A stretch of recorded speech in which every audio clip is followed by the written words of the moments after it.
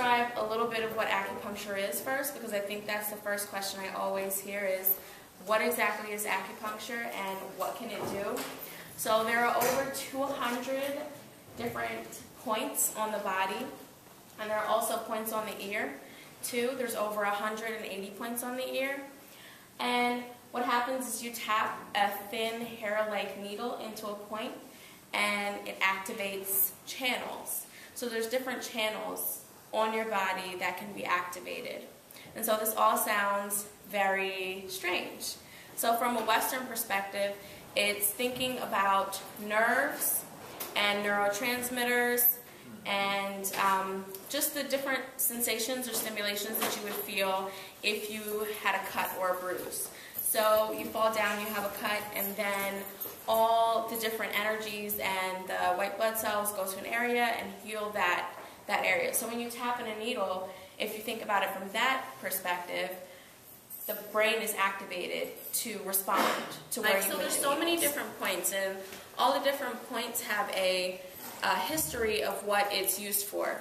And mainly for detox, and there's so many different reasons why you could use the air, but the air is used mainly for detox and stress and things of that nature, so that's what I'll be doing tonight. Every time I experience acupuncture, I always lay there and say, I'm not going to feel anything, and then after 15 minutes I'm usually asleep.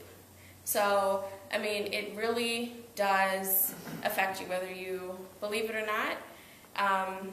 I always go in as much as I practice it and as long as I've been doing it, I always go in with the idea. I actually had a treatment this morning, and I laid on the table and I was like, oh, maybe this time I won't fall asleep or I won't be that relaxed. And I woke up because I was snoring.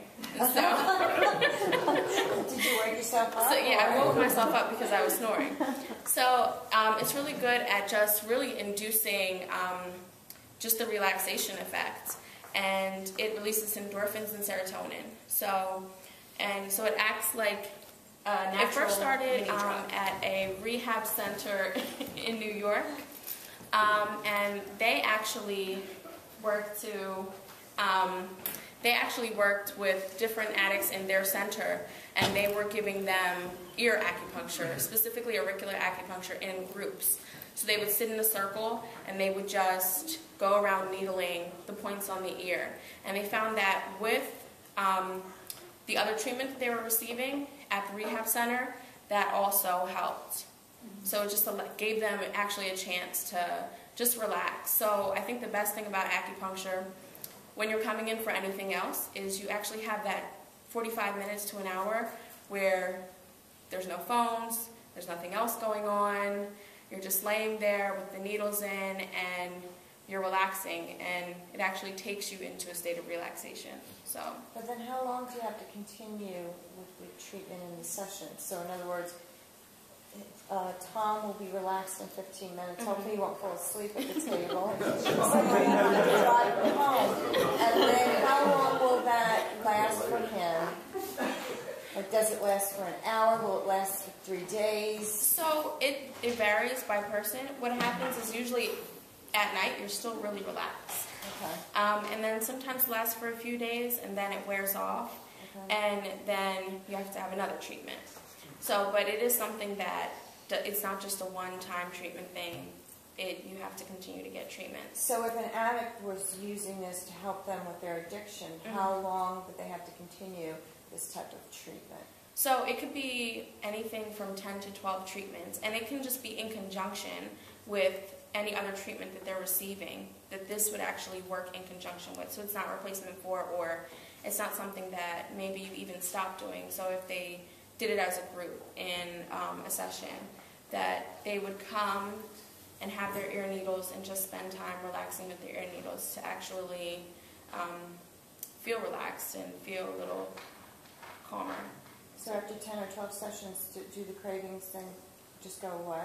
No, not totally. Not totally? No, no. So it's just in conjunction with, and it really acts more as a natural way to relax than as a cure to anything else, if that makes sense. Does insurance cover it? Yes. So some insurance covers it. It really does depend on your policy.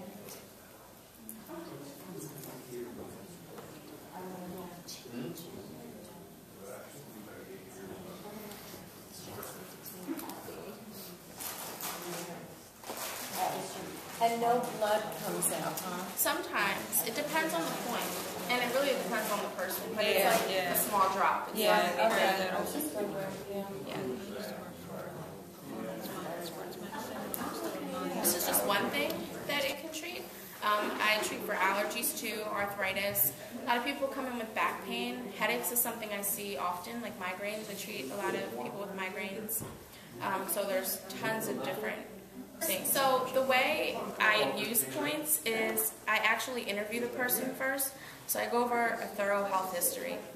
And then after the health history, based on what you're telling me, then I choose points. So it's never the same points for everyone in a situation where I'm treating for allergies or back pain. I really go through the health history, and then once you start telling me things, then points come to my mind like, okay, this point would be good for the lower back, because points are related to how they've been used over time. So once I get your individual history, then I use points. So it's not so much a prescription for everyone. Everyone receives different points.